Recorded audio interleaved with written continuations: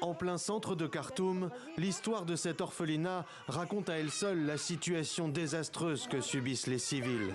Dès le début du conflit, il y a 1 mois et demi, l'établissement se retrouve au milieu des combats. Pendant que les balles pleuvent sur le bâtiment, le personnel fait dormir à même le sol, loin des fenêtres, les jeunes enfants, jusqu'aux bébés, âgés de quelques jours à peine. Mais très vite, la situation se dégrade. Tandis que la nourriture vient à manquer, l'arrêt des ventilateurs et de la climatisation rend la chaleur étouffante. À cause de la malnutrition, de la déshydratation et du développement des infections, au cours des 6 dernières semaines, au moins 50 enfants sont morts, dont près de la moitié étaient des nourrissons. L'un des médecins encore sur place lance un appel à l'aide.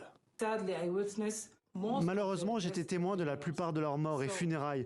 Donc notre message au monde est celui-là. Évacuer les orphelins de Khartoum vers une ville sûre.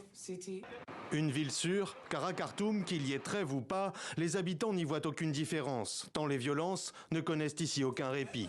Comme sur ce marché dans le sud de la capitale, où une vingtaine de personnes ont trouvé la mort, après les bombardements de l'armée contre les forces de soutien rapide. Entre les deux, comme invisibles aux yeux des belligérants, les civils sont les premières victimes du conflit. Dehors, notre sécurité ne peut être garantie. Nous ne pouvons pas aller à l'hôpital ou rendre visite à nos proches. Il n'y a pas de cessez-le-feu pour les civils. Les affrontements ont tout détruit. La sécurité se détériore. Il n'y a plus aucune activité sociale et économique.